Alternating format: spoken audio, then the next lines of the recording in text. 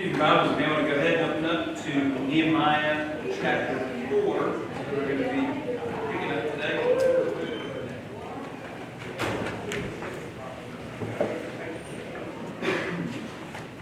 Nehemiah 4.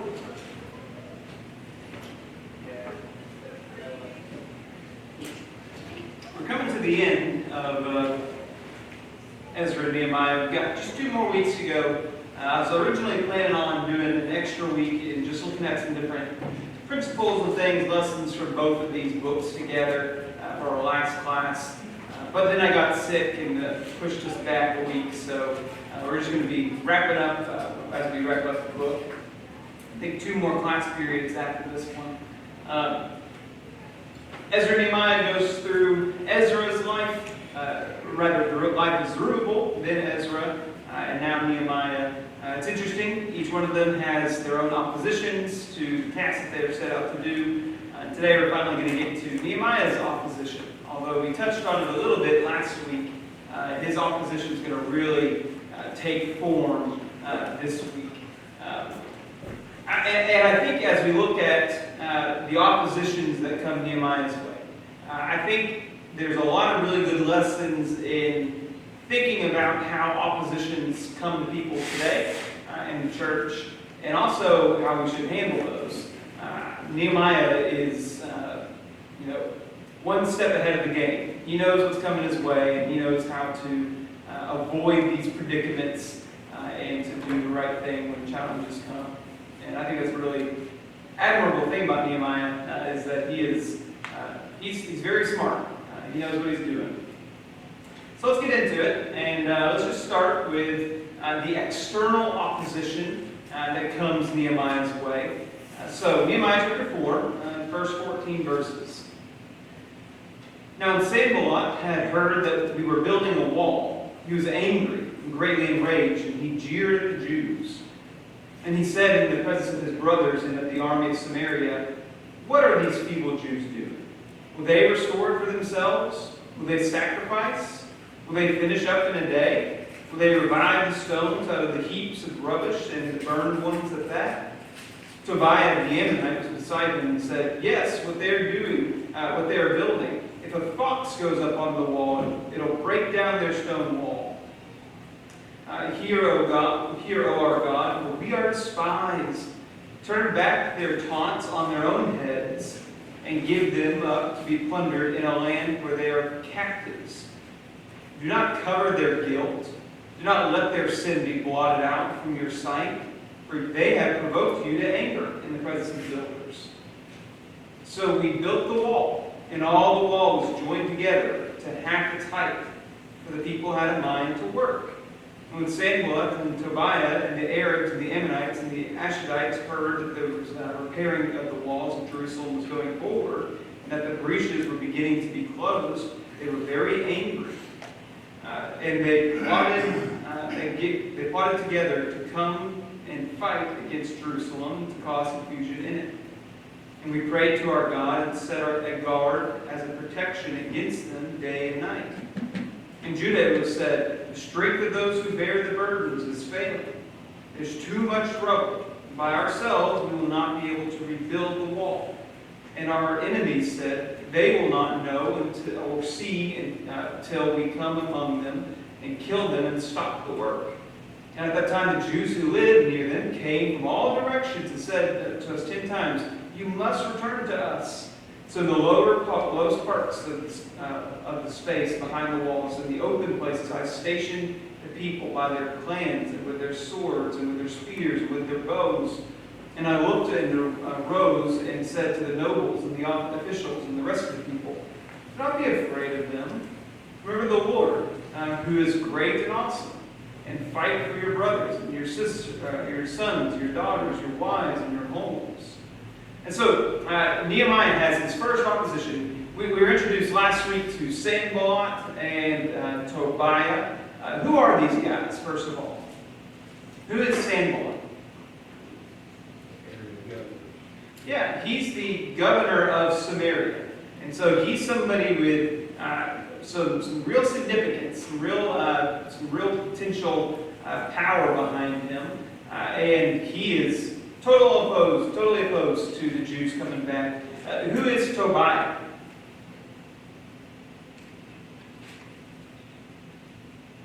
He's probably just a very wealthy, he's probably is Jewish, even given by his name. But he's probably a Jewish guy. He's called the Ammonite, probably because that's the area of Ammon, is where he lives and is doing his business. But he's very wealthy. And just like Sanballat, he has an invested interest in the Jews not recapturing the land. If the Jews rebuild Jerusalem, and grow powerful, as they grow powerful, his power diminishes. And so they have a clear interest in the failure of the Jewish people.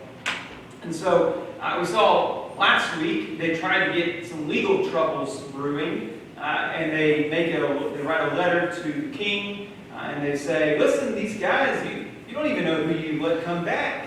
Jerusalem's a rebellious city. It's a city that's they're going to build these strong walls and then set up opposition against you, and they're not going to pay their taxes, and they're not going to respect you. So you really should not be letting these guys get away with this. How did that pan out? How did those legal troubles pan out?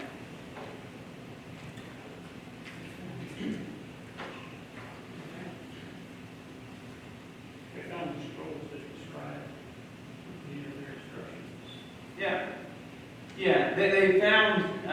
They found legal basis for the building, and so it's not that this is something that was promised before, and then Artaxerxes honors those promises that were made before, and so the legal troubles kind of don't really pan out for him too well, and so then after these legal troubles have kind of been exhausted, they were failure in that regard, they then swap over to taunts, right?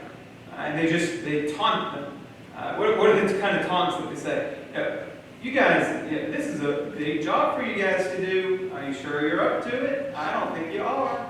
And then Tobiah is like, you guys are doing such a terrible job. If just a little fox jumps up on this wall, it's all going to come tumbling down. You guys are doing terrible over here. And so that's their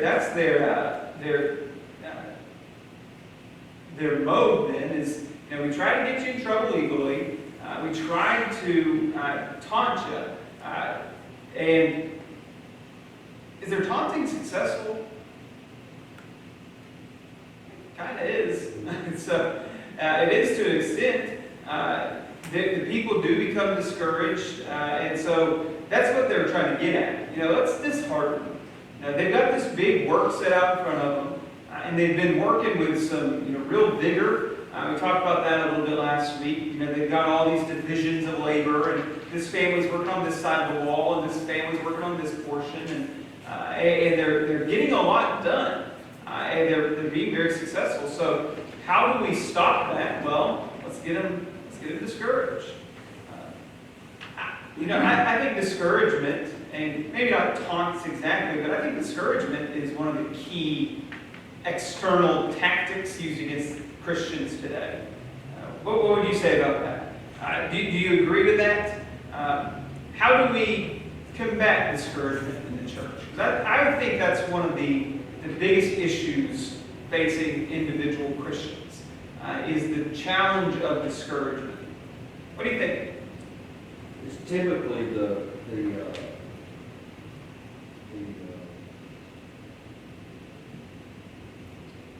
it's typically what's used as a last bastion of an effort. Yeah. When you can't, like they couldn't take care of it legally. Yeah. And you can't take care of it strategically or geographically or whatever. If you have nothing left, you begin name calling. And I guess you would say taunts. So if, as a Christian, you recognize that when it comes down to taunts, discouragement, name calling, or whatever, and recognize that as a last bastion of effort from those opposed to you, you could actually solace from that. And say, well, that's all you got left, you know, is to try to discourage me and call me names, you know. And if you look over time, that's pretty consistent. Yeah. Start with the big guns and go through the ammo or whatever, whether it's legal or geographically or financially or whatever, and when they lose all other ways to do it, here comes the names, here comes the taunts, here comes the discouragement. Yeah. And if you'll recognize that as kind of the end of their effort, instead of, you know, if you have a sticks and stones. Sticks and stones, man, break my bones. But it's the last Yeah. effort. Yeah, and I think that's the case. You know, it's so often that words are just a final resort, right? And they often don't carry a lot of power behind them. But they're thrown out there to try and hurt. Discouragement Yeah. is the product of loss of focus. When you disrupt the focus of the people to the goal, they become discouraged. Yeah. And that, in any congregation, you have leadership that says, we tried to do this and nobody's working. But if somebody's working, that should be encouragement instead of discouragement for those that don't work. Yeah. That's a good point. You know, discouragement is the result of loss of purpose. And that's exactly what they're trying to do, right? You know, they're trying to distract them from getting the job done. There's a goal that's set out in front of them, and they've been working very diligently to get it done. And so let's distract them and get them involved in something else so that the work's going to be left undone. And I think that's really the case. And I think that we see that all the time in the church. You know, just talking to some of my preacher friends that I went to school with and are in various places, you know, burnout among preachers is ridiculous. It's so prevalent. And then you have you know, indifference among individual church members. When church members become indifferent about the work, that's a recipe for disaster. And so one of the biggest challenges to fight against in the church, I think, is fighting against the discouragement that comes. And there's a lot of it out there. So remaining focused on the mission that's ahead and seeing the small victories along the way is, I think, the best way to fight against it. And that's one of the things I think so genius about how Nehemiah organizes everything. When he goes about and sets these families over little tasks, he's setting them over small areas, right? Small areas where they can accomplish something and then move on to the next task. And so by the design of how he organizes this, they have this built-in, you know, incentive structure, I guess, this built-in reward system of, we completed this part, and now it's done. We can tie our family name to this section of the wall. Now let's move on to do something else and help our neighbors. I think that's a really good organizational note. The same thing holds true in the church today, Yeah. where, you know, that members, if members of the congregation can take on different tasks, and as they do, it builds up the whole congregation. Yeah. Not only that, but it teaches our young people that, you know, when their time comes, Yeah. they be expected to take over. Yeah. You know, the 90-10 rule, right? 90% of the work's done by 10% of the people is mostly a sad reality. And yet if we had 90% of the congregation each working, how much more could we do? You know, it could do an incredible amount if everybody was chipping in, everybody was working diligently. One of the biggest strengths of the church is that there's a lot of people with a lot of different talents, and a lot of different skill sets, and often those things get underutilized. But if we were using them well, we could do a lot. And I think it could really encourage a lot. Yeah. When Jesus first sent out the disciples, he sent them 2 by 2. Yeah, Why was that? Number one by one is isolation.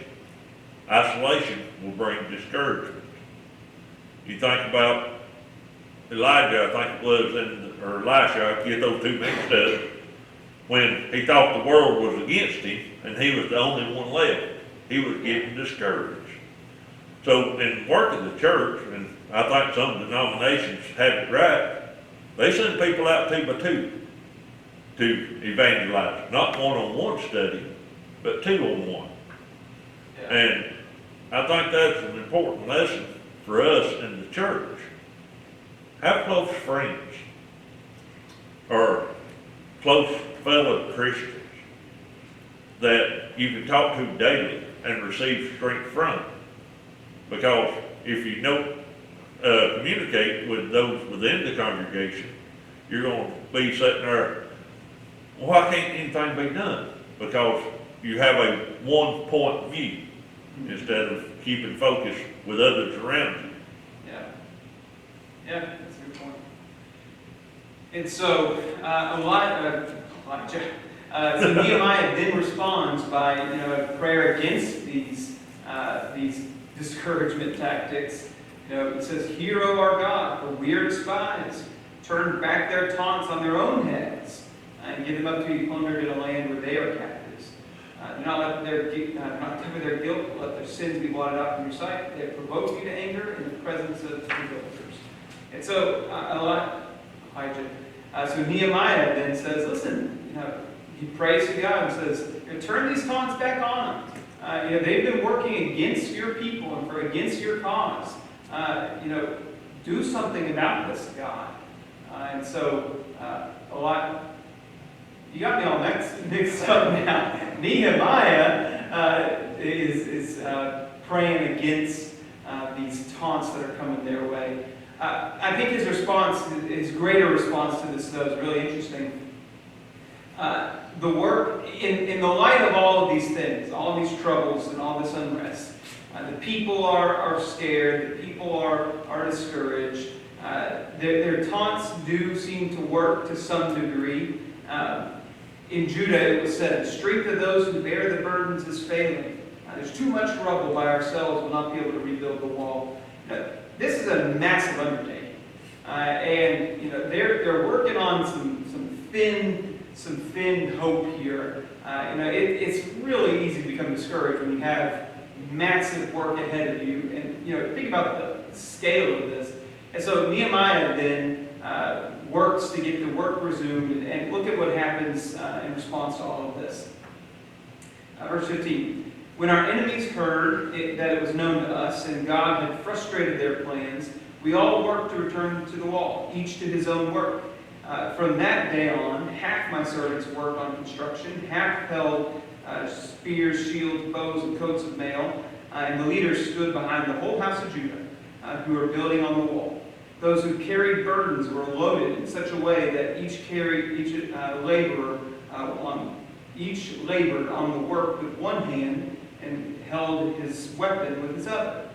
And the builders had his sword strapped to his side while he built. The man who sounded the trumpet was beside me, and I said to the nobles and to the officials and to the rest of the people, the work is great and widely spread, and we are separated on the wall, far from one another. In the place where you hear the sound of the trumpet, rally to us there. Our God will fight for us. So we labored at the work, and half of them held spears from the break of dawn until the stars came out.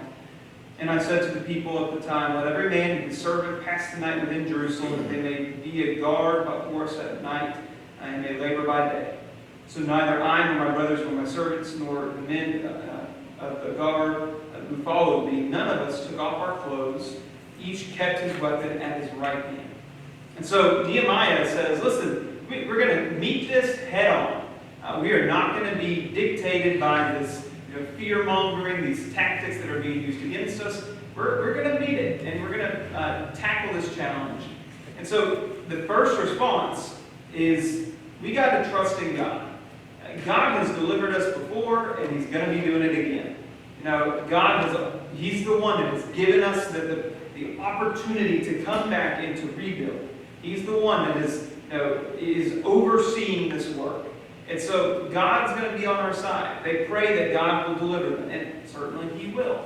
And so that's their first line, is to really refocus their trust in God. Their second line is, we're going to take some action. We're not just going to be sitting ducks here. We're going to all take up the sword when we need to take up the sword. It may slow us down a little bit if you're carrying armor and swords and bows and whatnot. That's some extra work on you. Not only are you doing the labor and having to move all these rocks and things, but now you're having to do it with some extra weight strapped to you. But it's going to be worth it. We're not just going to be vulnerable victims here. We're going to take action and meet these challenges head on. And then they say, we're going to rely on each other. While I'm building, you're going to be right there beside me. And we may be spread out pretty far, right? This is a big wall, big city. Somebody's going to be on watch, and when they blow the horn, we're all going to run together and meet up in the center. And we are going to stand side by side, and whatever force may be coming against us, we're going to stand against it with the help of God. Because I've got you and you've got me. And we both have God on our side. And so we're going to be okay throughout all of this. Continue the work. Keep doing what we need to be doing. Because we're going to be successful, guys. And so I think that's a good response. When challenges come, how often is this our response? First, to refocus our effort. Often prayer is our last resort, right? We try and sort things out by our own strength and our own terms and our own means. That's not what Nehemiah does. He sets it out and says, we're going to trust God. And then, he is fine with taking action. There's work still to be done. And we have work to do, and to do it, we're going to make sure that we are capable of doing it through preparing ourselves, through getting ready to fight if it's going to come down to a fight. How do we respond to opposition? Opposition comes in a lot of ways. We talked about discouragement, but legal troubles is something they've tried to get authorities to get them in trouble. Various other things. How do we respond when oppositions come our way? Is this our response? The order that we take? Trust in God, take action ourselves, rely on each other? Or do we do something different? What do you think? I think a lot depends on your maturity. Yeah. As a youngster, younger than 30, I made it head on and tried to bully my way through it. Yeah. Then as I got older, up to say 50, it was like I tried to reason my way through it. And as I get older, I start relying more on God to see His way through it. Yeah. Galatians 6:1-2, I think it's a really good passage. Brothers, if anyone's caught in any transgression, you who are spiritual should restore him in a spirit of gentleness. Keep watch on yourself, lest you too be tempted. Bear one another's burdens, and so fulfill the law of Christ. This idea of companionship, I think is really important. And I think of all of these, the one that we maybe do the worst at might be number 3. We may be good at praying about problems that come our way. We may be good about trying to tackle it head on and try and bully our way through it. I don't think we're often as good at trusting in each other to bear one another's burdens. I think that's something that is hard to be on both sides of, right? It's hard to bear another's burdens, and it's hard to allow another to bear your burdens. And I think that's an area that we, as a church, really need to improve, is in the communal sharing of challenges together. So, let's look at some of the internal opposition that begins to come about. In chapter 5, there is mistreatment of the poor. So chapter 5, verses 1-13, Now there arose a great outcry of the people and out of the wives against their Jewish brothers. For there were those who said, with our sons and with our daughters we are many, so let us get grain that we may eat and keep alive. There were also those who said, we are mortgaging our fields and our vineyards and our houses to get grain because of the famine. And there were those who said, we have borrowed money for the king's tax on fields and vineyards. Now our flesh is as the flesh of our brothers, our children is as their children.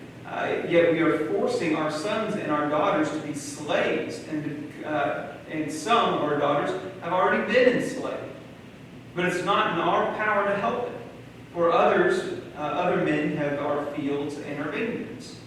I was very angry when I heard their outcry at these words. I took counsel with myself and brought charges against the nobles and the officials, and I said to them, you're exacting interest, each from his brother. And I held a great assembly against them and said to them, we, as far as we are able, have brought back our Jewish brothers who have been sold and took out to the nations, but you even sell your brothers that they may be sold to us. They were silent and could not find a word to say. So I said, the thing that you are doing is not good. I do not walk in fear of our Lord, in fear of God, to prevent the taunts of the nations of our enemies. Moreover, I and my brothers and my servants are lending them money and grain. Let's abandon this exacting of interest. Return to them this very day the fields, their vineyards, their olive orchards, their houses, and the percentage of money, grain, wine, and oil that you have been exacting from them. Then they said, we will restore these things and require nothing from them. We will do as you say. When I heard, and I called the priests and made them swear to do as they had promised. I also shook out from the fold of my garment and said, so may God shake out every man from his house and from his labor who does not keep the promise. So may he be shaken out and empty. And all the assembly said, amen, and they praised the Lord. And the people did as they had promised. And so Nehemiah stumbled upon some serious internal issues happening among these returned exiles. These exiles have returned from Babylonian captivity. Some are wealthy, some are not, and the rich are taking advantage of the poor. The people there's a famine, they're having to borrow money just to provide food. As a result, some have even gone into slavery from the local peoples. Some have been selling their daughters into slavery just to be able to provide food for their families. And the Jews that have been lending out this money to their brothers are taking interest on the money that they've been lending out. And Nehemiah hears about it and is just appalled. It should not be this way. In fact, there's direct scripture saying it should not be this way. Exodus chapter 22. Flip over there real quick. Let's look at that. Exodus 22, you got verse 25. If you lend money to any of my people with you who is poor, you shall not be like the moneylender to him. You shall not exact interest from him. Flip over to Leviticus 25, verse 36.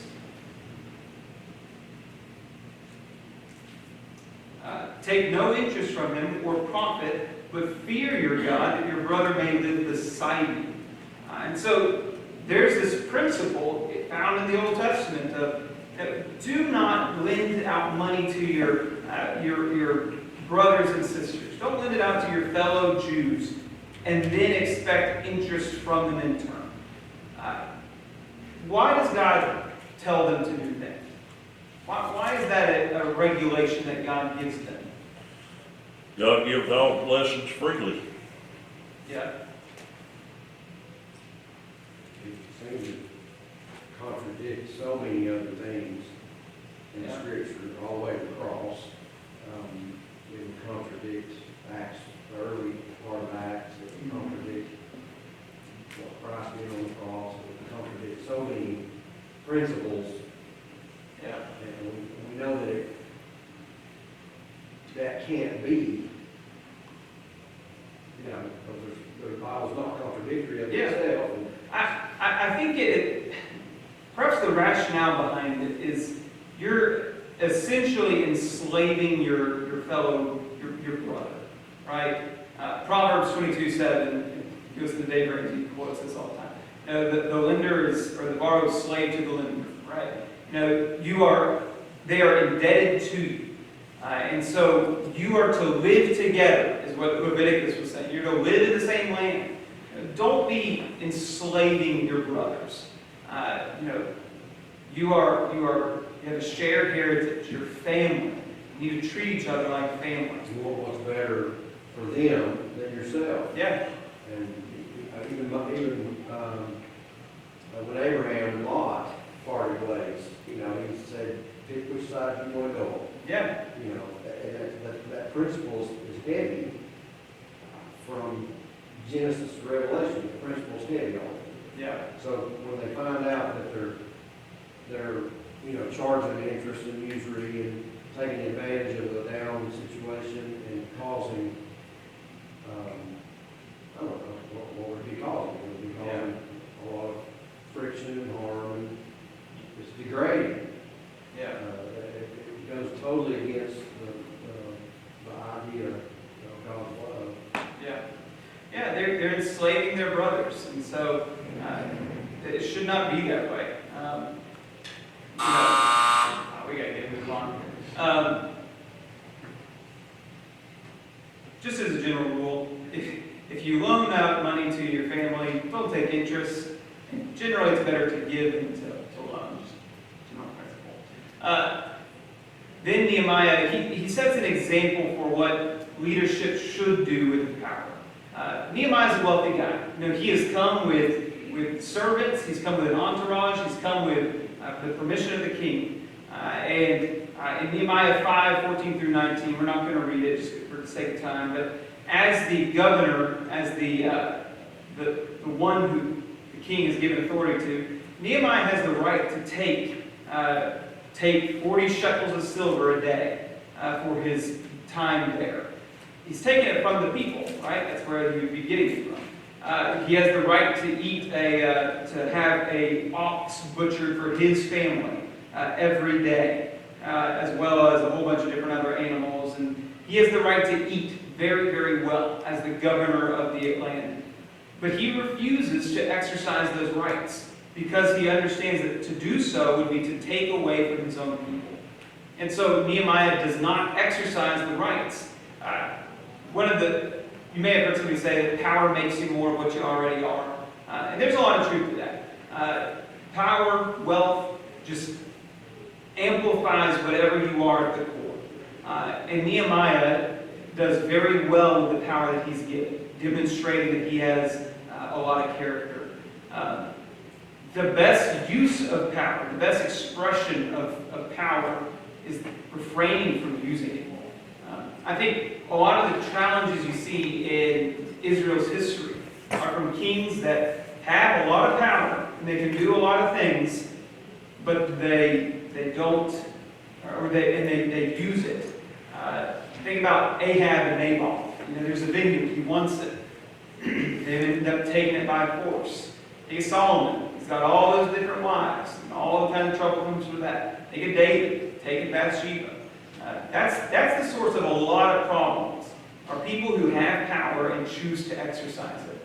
And the ultimate example of restraint is obviously Jesus. We're going to talk about this more today in our sermon. But Jesus, who has all the power in the world, and yet refuses to use it for his own benefit. Finally, opposition against the leader. There's some plots that come out against Nehemiah in Nehemiah chapter 6. They try and lure him away, and they have plans to take his life. But Nehemiah sees through it and refuses to go and meet them and end up being killed.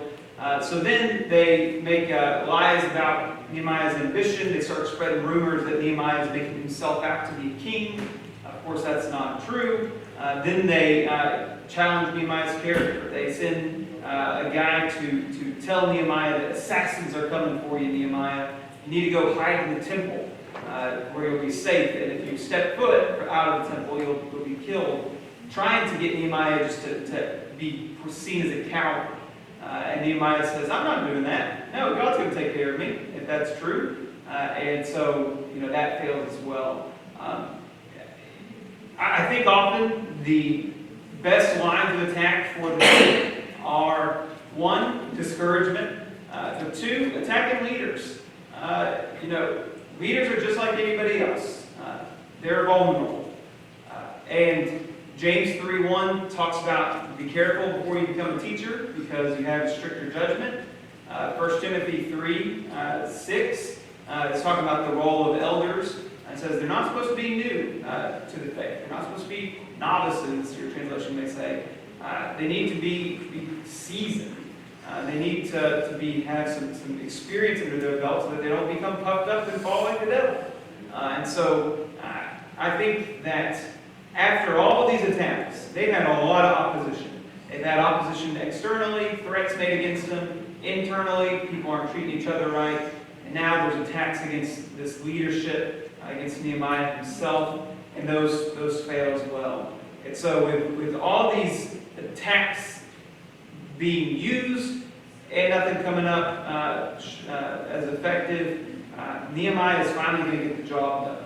And we'll pick up next week with the completion of the wall and some of the aftermath that comes from that. Any last thoughts, questions, comments? All right. Well, thank you guys, and we'll pick back up next week.